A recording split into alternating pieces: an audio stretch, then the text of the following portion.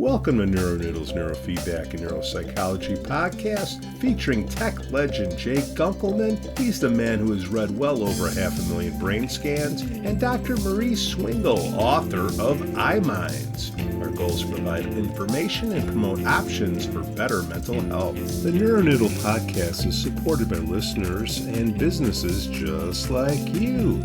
He's gonna say good morning, I think. I think he's like, hey, you got a little something in your beard there. Let me help you out. Yeah, no, I've got dessert, you know. So, Jay, last night in the Q&A, a lot of questions came up about kids, infants, and memories, and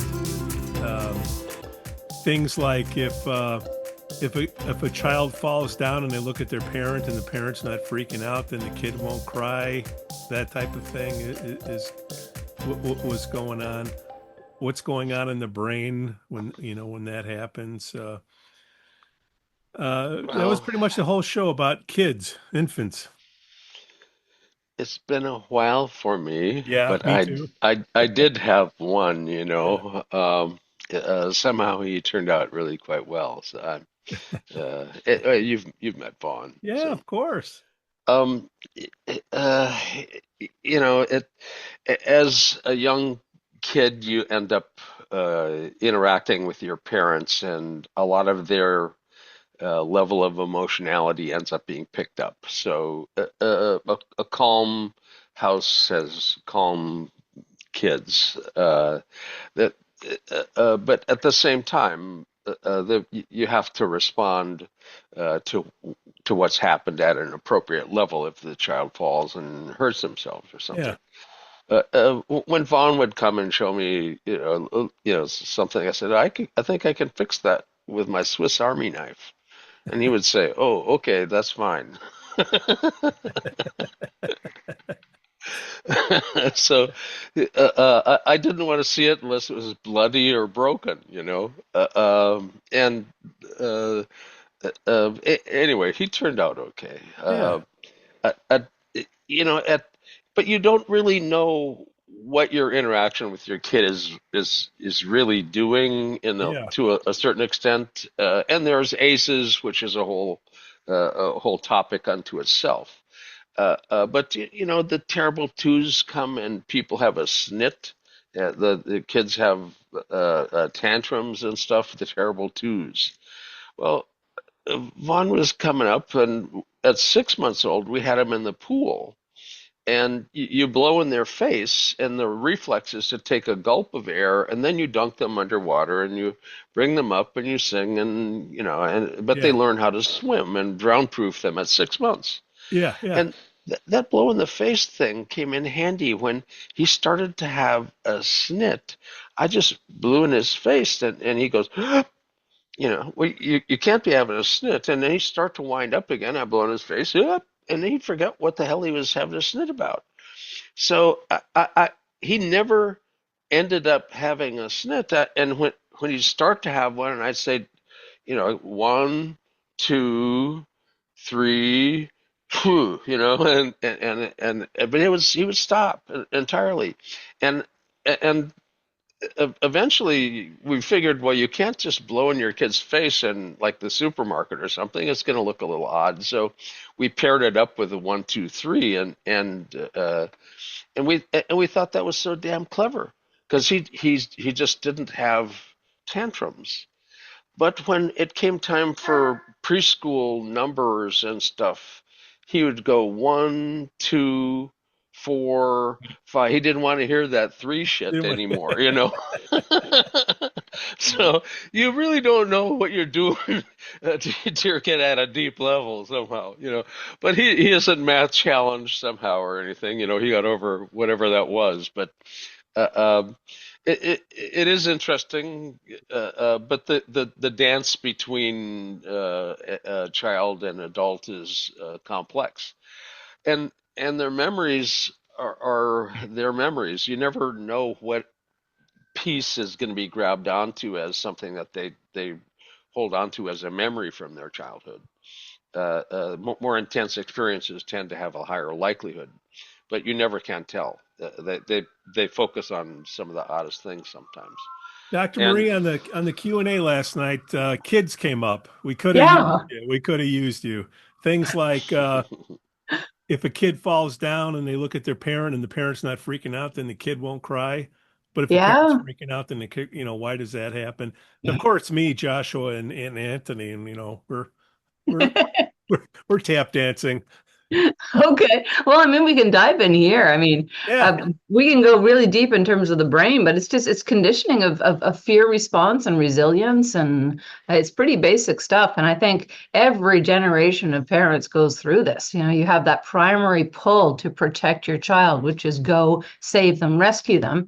And then, of course, on the opposite side, the less you go, the more self-sufficient that child will be. And every parent, every culture, every generation has to negotiate that. And I think a lot of us tend to be, it's really obvious when you're quote unquote abusing your child, neglecting your child, not tending to them. But sometimes there can be issue with the community parent criticizing for not tending to a child, when in fact you're doing them so much good by not drawing attention to something that they should figuratively and literally brush through. Yeah, it's just a fact. They're looking to a parent, typically a mother more than a father. Sorry for the genderism there.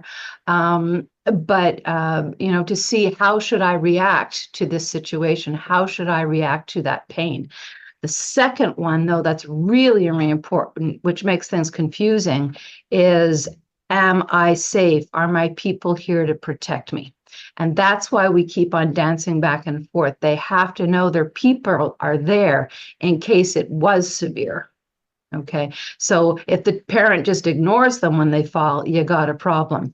If they fall and the parent goes, okay, you got this, up you get, pretty good if they're not actually hurt, versus like, oh, yeah, right. But the where we all get confused is you have to somehow acknowledge, so the child learns that they're safe in the bigger context, not necessarily in the context of the small fall, but in the bigger context, and they've got their people to protect them if it is a broken leg or something severe.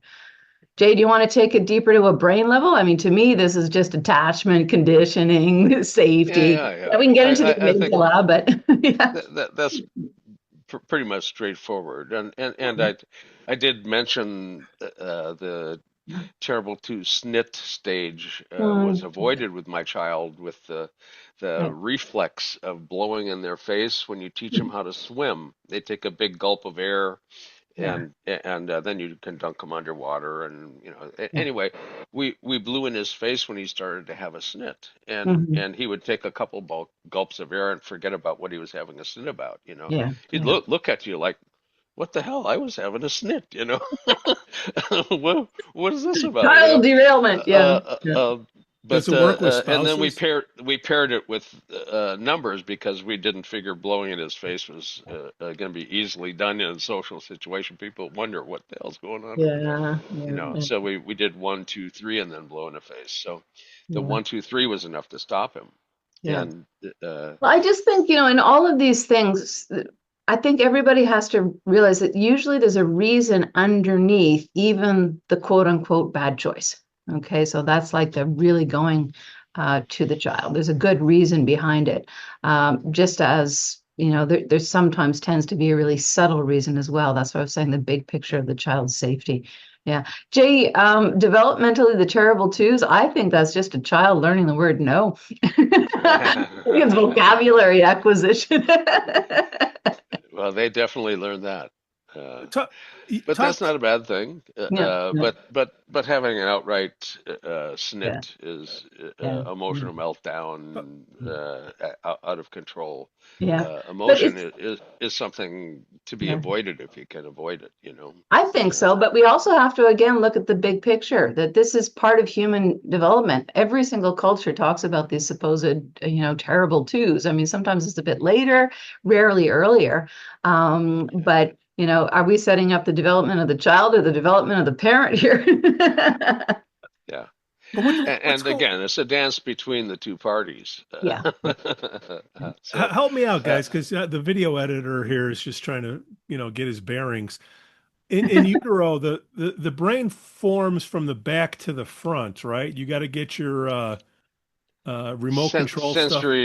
Yeah. sensory input develops before motor control develops, before executive control over motor and everything develops. So it is more developed in sensory areas posteriorly, and it does move towards the front.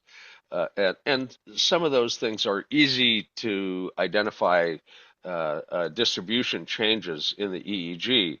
The Mhm. theta beta ratio starts out central parietally, very, very young. It moves to the vertex and then it moves frontocentrally. And as an adult, it's a little bit more at FZ than at CZ.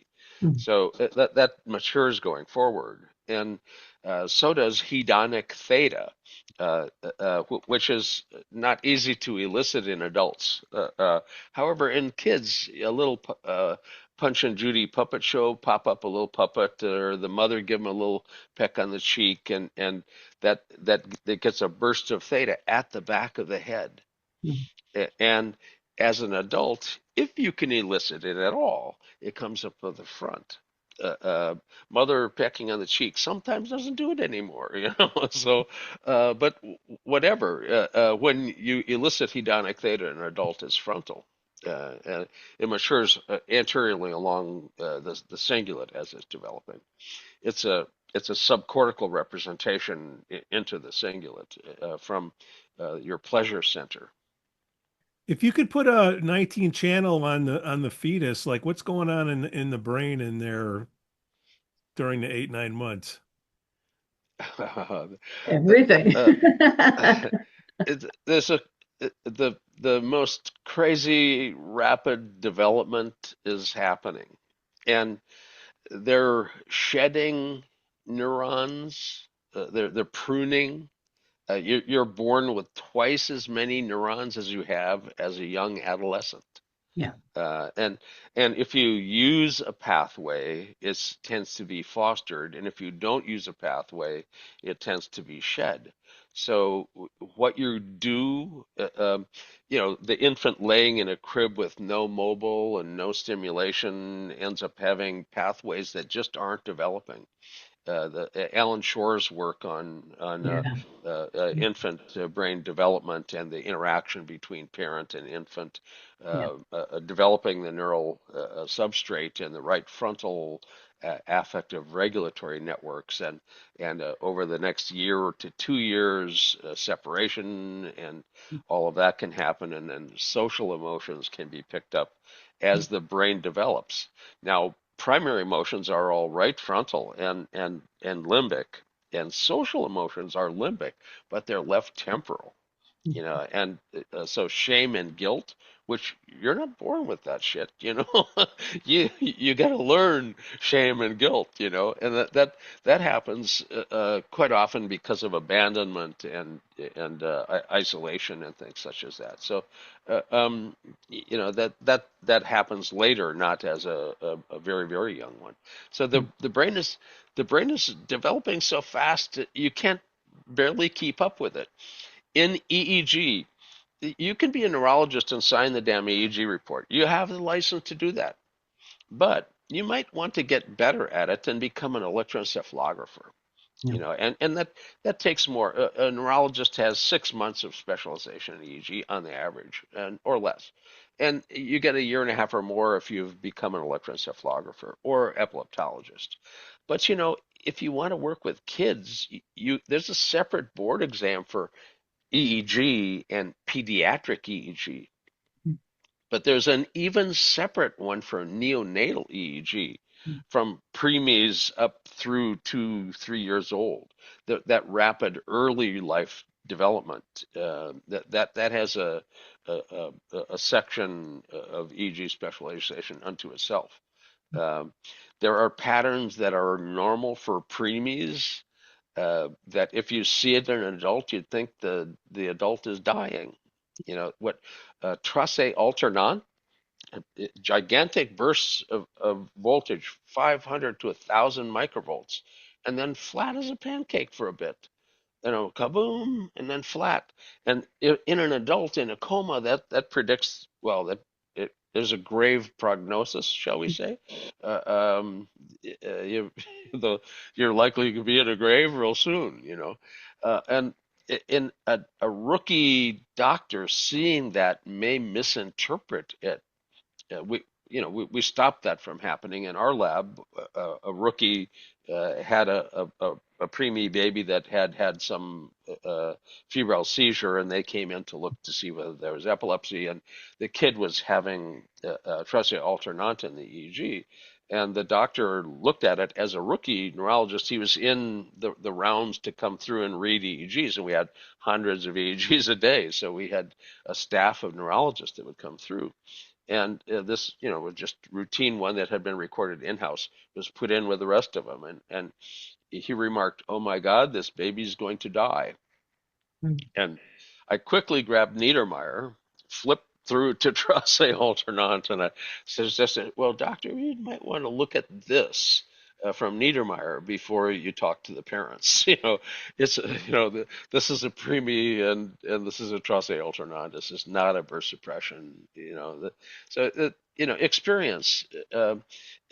Kids change so fast. If you're not a specialist, you have no business in even looking at it hardly. Yeah. The databases fail below 3 years old. Yeah. They just fail. Yeah. The other thing I've noticed, Jay obviously is the EEG expert, but I'm on the floor with these kids. And there's incredible variation. I would say that there are some pretty standard things in the EEG, but just the way a child is supposed to walk at X month and talk at X month, there also are speed variants.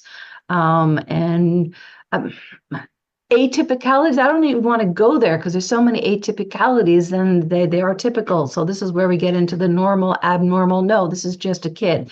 But this is where it's absolutely imperative to match, what the parent is bringing the child in for, and then looking in the EEG to kind of explain some of that. And a lot of that sometimes is just a kid being a kid. So be really, really careful about trying to match up the numbers or the expectations exactly. I would say be really, really cautious. And I think sometimes that's where our discipline fails. I mean, on the other hand, that's where a lot of the success of the discipline comes, but be cautious. But if I could loop back males and females during that Huge active developmental trajectory happen at different points. And if you look at the separated male and female data that's been collected by the Koreans, the developmental trajectory, females have a surge of development and then male have a surge of development at different points. If you combine the data, you get two curves that are happening out of phase, and you combine them. What do you get? Something you don't want to be compared to. You want to be compared to your own, maturationally appropriate surge group, and the males and females do hit it at different points. Yeah, and I would also say sometimes there's a cultural and experiential component, even very, very young. The region that I live in, people are brought up in multilingual homes. That makes a difference, right? So yeah, just be cautious. But if I could also loop back a little bit to, what Jay was saying about the pruning. He was talking about the mobile over the cradle or whatnot. I'm going to get on my soapbox a little bit about iPad in the cradle. This is the making of an iBaby. This is not facilitating the positive development. It's actually facilitating a different form of pruning. So it's interesting how these two extremes kind of gather together. So the children that have been lying on their backs, we know this from, unfortunately, the children that were abandoned to orphanage or taken to orphanages. So the little baby girls who, they're their diapers were changed, they were fed, but they had no stimulation, no affection, no nothing. Okay. In terms of how that projected in terms of attachment and all the, what was pruned on those little girls, we're seeing very, very similar, and that's from lack of stimulation. We're seeing the exact same thing start to happen with excess of stimulation. Okay. Now, the catch, of course, is what type of stimulation. The iPad is not interconnection. It's not being delivered by another human being. So, I mean, I can go on and on about this. You both of This you is reminding me of an episode with our friend Sebern Fisher when she was talking about how neurofeedback can help a pregnant mother. Could you guys just go over from in utero to birth how neurofeedback can help a kid by helping the mom first and then the kid going forward? I'll hang up and listen to my answer. I would say quieting. I mean, Jay can go into the detail, but the quieter, in a positive sense, calm, less anxiety a mother has, the better. We also know there's high alliance with a depressed mother in the development of a depressed child. Jay, you want to take it over in terms of the detail? Well, you end up having maternal stress, changing hormones and cortisol in a dramatic way, and the cortisol ends up being circulated.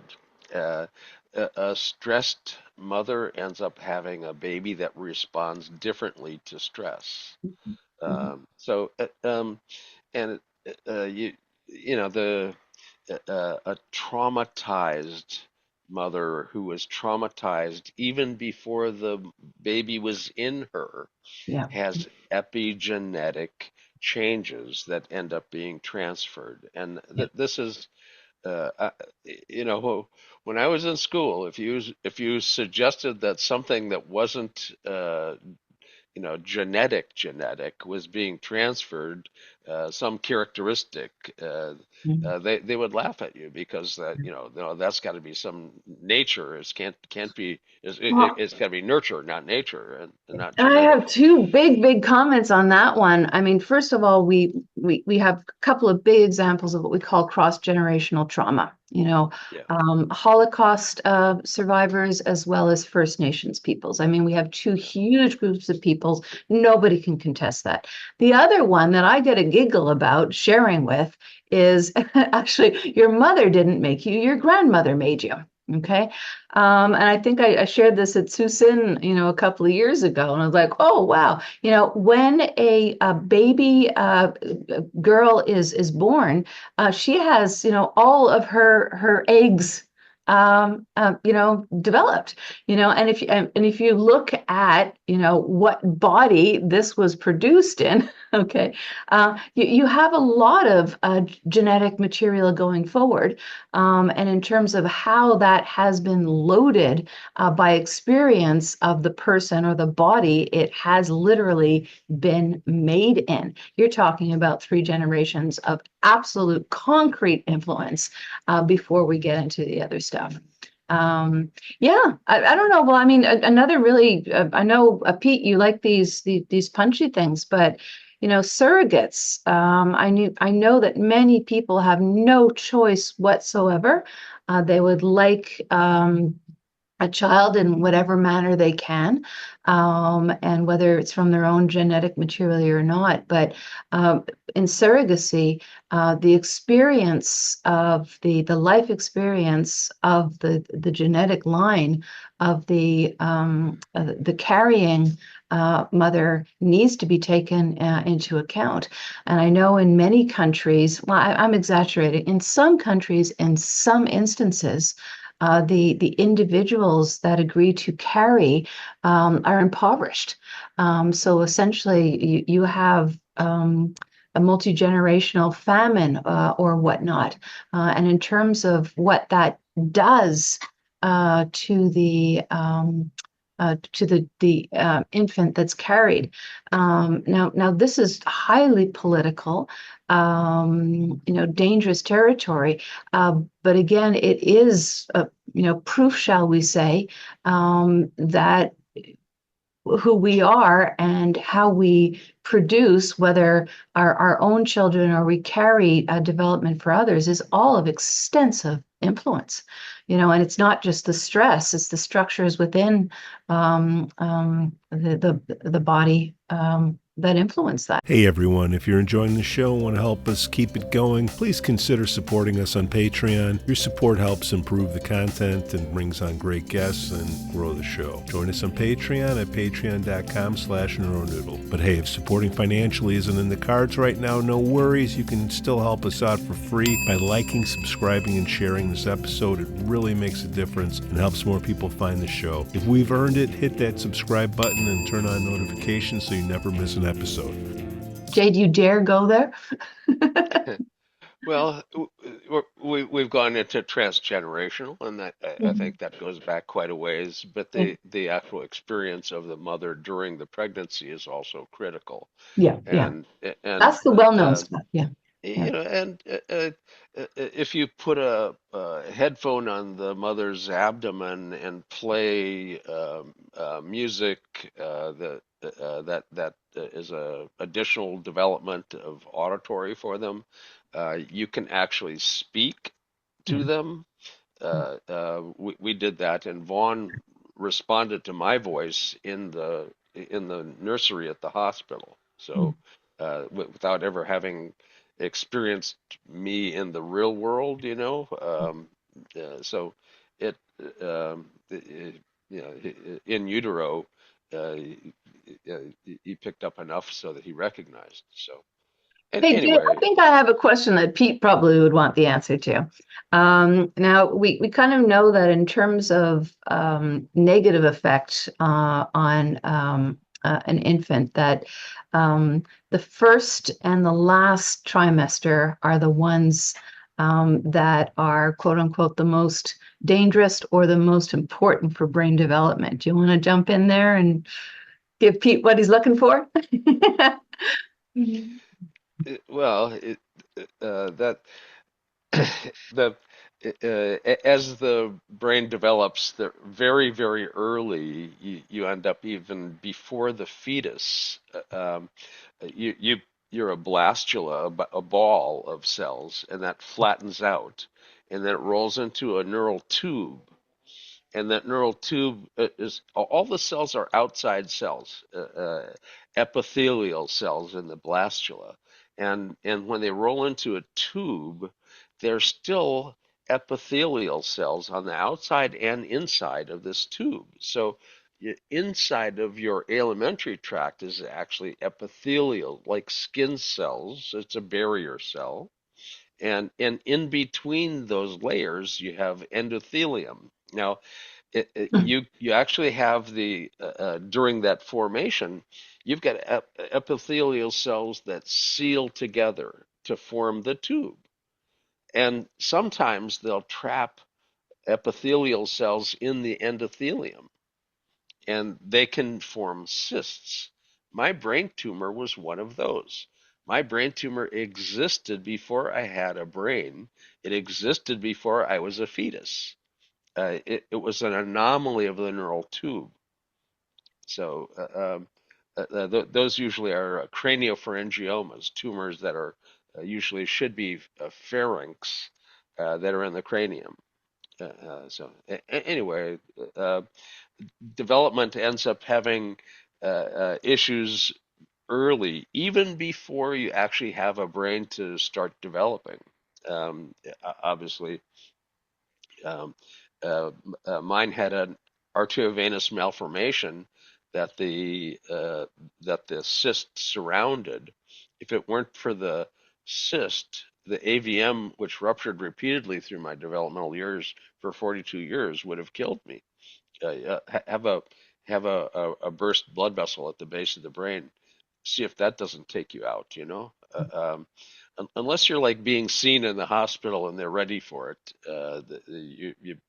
is probably the last pop you'll ever listen to,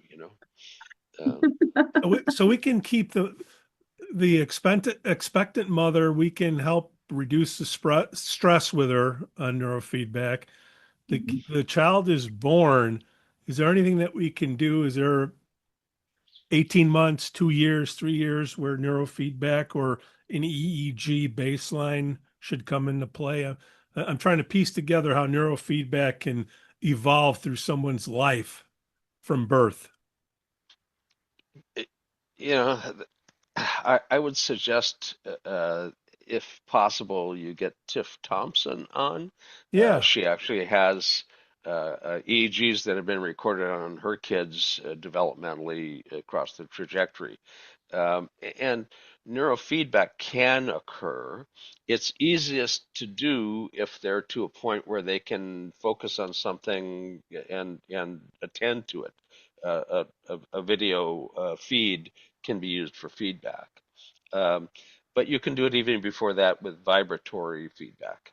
So infants at 6 months to a year old, Yeah. you can do it with vibratory feedback. Yeah, I mean, I think all of us have, professional opinions on this. And mine is, if it ain't broke, don't fix it. You know, there are a lot of parents that come in with concerns. We do an EEG. We say, okay, well, we see a couple of things that could potentially be problematic. Come back if this trajectory emerges. Give us a call if it doesn't, just so we know. So, and I know people disagree with me. People say get on things early. But development is an interesting, I was going to say a strange beast. That's a negative thing. But a lot of kids, quote unquote, grow out of things, or you see things when they're in a stage of development. You don't quite know what direction they're going in. I mean, the one thing you want to get on really quick, though, is eleptiform. That one's pretty obvious. But other than that, I see kids that, there could be some stuff going on, but let's just see how it goes. I love working with kids from 7 to 9. People bring their kids in 5, 6 out really, really concerned about ADHD.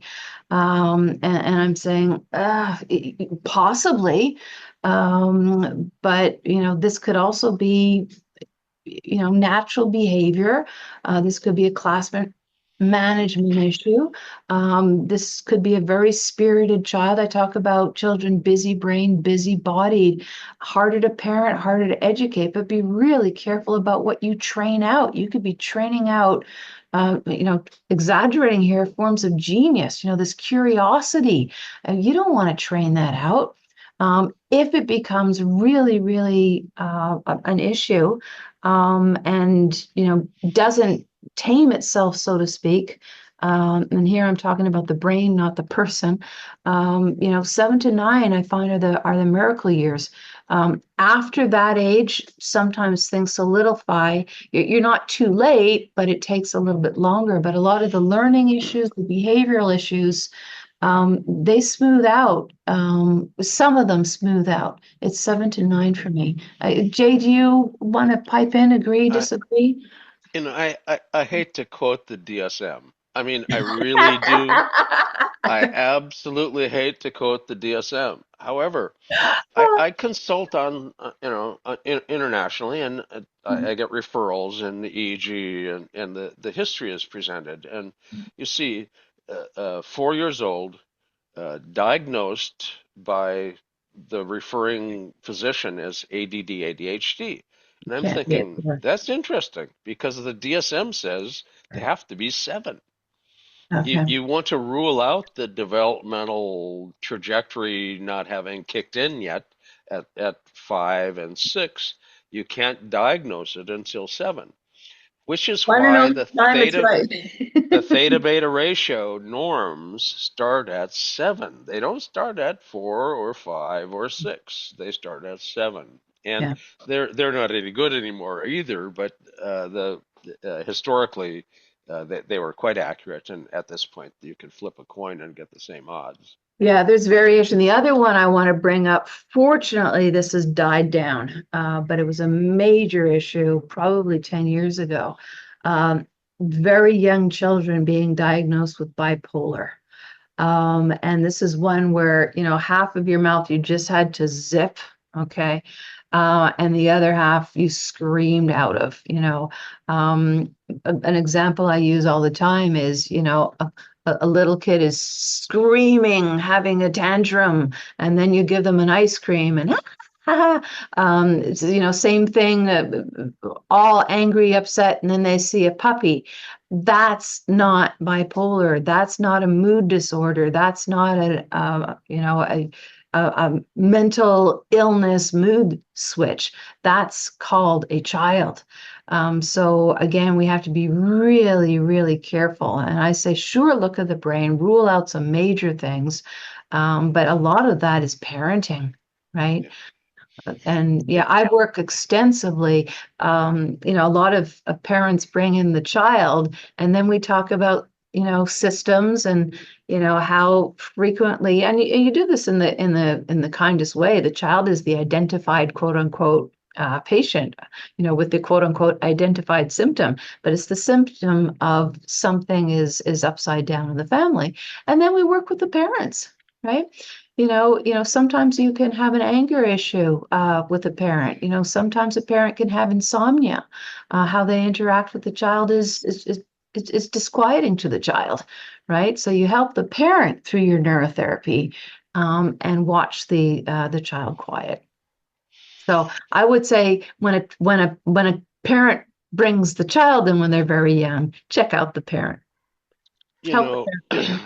Judith Lubar's passed, but Yeah.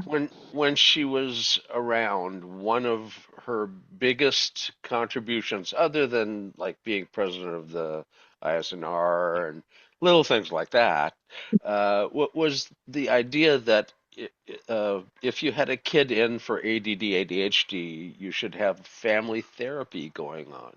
Yeah. Because there may be ADD, ADHD genetically in the family, and there's also interactive ways to optimize parenting so that they don't end up having an abusive relationship with their child or something.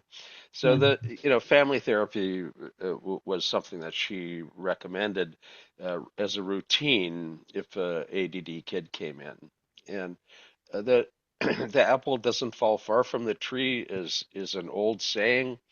And I don't know that it was just Isaac Newton that talked about apples falling out of trees, but the the genetics of the parent and the endophenotypic patterns passed down, and all the transgenerational stuff. I mean, all of this is coming together into the family interaction. Yeah, thanks for bringing that up, Jay. The homage to Judith. Sometimes she's left in the shadows far too much. Her work with children was out of this world, and the families. And one of the things that, again, I used to say, my office is a bit different now, but back in the day when I was working with all the kids, my most important piece of equipment in my office actually wasn't the EEG equipment. It was the couch. Okay, because I would invite the parents in and just have them sit on the couch while I was working with the child. And I was conducting the family therapy without the parents even knowing it. And also just in terms of the efficiency financially for the family, and also just these in the moment opportunities to really get everybody engaged. Yeah. But also for newbies out there, be really cautious, because sometimes inviting the parent in is the worst thing. Okay, you can't get anything done. The directive, they take over. You know what the issue is, but it's really, really hard to manage. So the couch technique needs some skill behind it. Mm-hmm. So what I'm hearing is don't overthink it when you're a young mother. Uh, Yeah. Start thinking about looking at the kid's eyes versus your phone. Yeah. I don't know how you track that or do that, but you got to have that connection early going. Is there a critical Face time where face you, Yes. FaceTime for a parent shouldn't be an app, Yeah. you know. Yeah. But So, face to face, heart to heart. This is what you want, face to face, heart to heart. And yeah, the critical years are 0 to 3. As Jay was mentioning, this major, major pruning is going on. Jay mentioned Shore, Ainsworth, Shore. Oh gosh, why are they not coming to mind? There's a whole list of the early psychologists who did magnificent work on this. It's over the 10 years of APA where you're not supposed to reference anymore, and that's idiotic. This is brilliant. Gopnik is another one. Anyways, it's going to come to me. Fantastic. Wortronic as well. I mean, all of these folks have done beautiful work. You need to be with your child, face to face, heart to heart, 0 to 3, or you're going to screw up development. And this is why I use the example of, the adopted or abandoned children. Okay. It's really, really hard to get that back. And arguably, you can't get it back because the pathways are pruned or they haven't had the chance to develop. You're really, pardon my language, effing up development. I can't get stronger. I can't sounds get stronger. sounds like parents need to get a hold of this book I hear called iMinds. It's all in there. Yeah. Thanks for the plug there, Piggy. What Yeah. chapters should they because I mean, of course they're Okay. going to read a chapter, front to back, but like what chapters should we go to in there? Well, I think hold I that even, up. Hold that up for a second. Let me see Yeah. that. that's it. Ooh. Let's see it from the side. Oh, it's Let's thick. see. It's not a Oh. little book. No, no, It's no. not a little book. This There isn't a little pamphlet. is a little Uh, one. The one I yeah, wrote yeah, yeah. before is, yeah. No, I think I even have a chapter called Making of an Eye Baby. But it's really, really important. Now, before we bash parents, there was a whole um big reason for this, the parenting trap. We need to support parents and childcare and all of that. So there's a reason why they got caught. But yeah. Yeah. Eye Yeah, babies. biology, epigenetics, and vestibular regulation. So how interactive tech mucks up the vestibular system. Yeah, from eye kids to eye brains, learning, play, and parenting, conflicted needs in a busy, busy world, socialization, child's play, games and gaming. I mean, I go into incredible detail if people really want the science, but it's also embedded in culture. Again, this just did not develop on its own, right? Parents don't say, I want a child and I want to be a horrible parent. No, it doesn't happen that way. And if you read the book and you need more, from the author and these podcast hosts, if you happen to be in California in October, Jay, you got any suggestions where they could meet us all? You know, Suisun City is the most diverse community in California. Hmm. It's the most diverse town in California, Huh. and That's and saying something. yeah. Well, it's a good mix, and everybody's quite welcome, and there's no uh, animosity between groups. This is a very level playing field. Um, it's a welcoming community, and we do have a yacht club, which we take over for our event, which is conveniently outfitted with a bar. And the the big screen in the bar live streams the feed that's going out to everybody in case you don't make it back into the room for the lecture in time. You don't want to walk in front of the cameras, so we stop you from going back into the room. but you can sit in the bar and watch it on the big screen if you didn't make it back in Different. time. It used to be sitting in the corner, Jay. Now you get expelled to the bar. What kind of conditioning is this?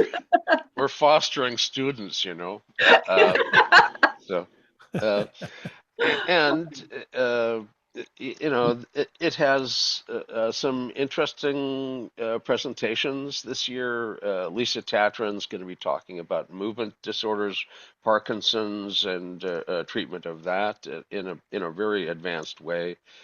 She's also going to be discussing the use of AI to operate EDF files through EEG lab and come out with outcomes and some warnings about what to do and what not to do with that sort of an approach. There will be a discussion with a presentation by Jessica Yor, who's presenting the position basically that AI should be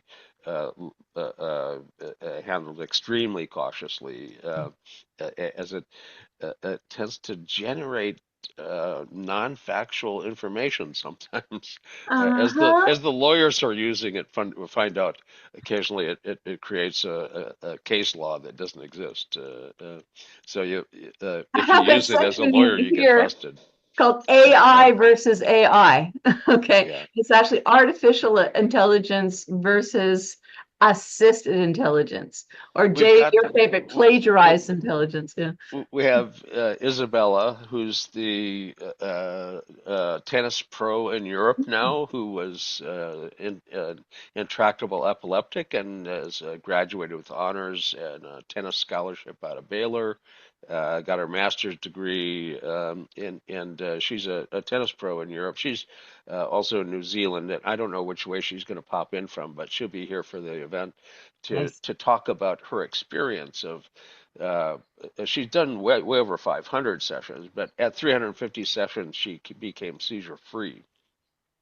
And they were ready for brain surgery with her. So, and we've got Silvana Markovska-Simozga coming over from Macedonia to talk about the epileptiform discharges that are non-convulsive in autism. She's a well-known European neuroscientist. Any sports agents? Lee Steinberg's going to be here, which is, not necessarily what you'd think of at a neurofeedback group or something, but he has something to say about it because, he does represent a lot of people who get their head hit. And he's not just in it for the money. He's a nice guy, and he's actually set up an annual meeting for TBI to get doctors together with sports people and all of that. And he's going to come and talk a little bit.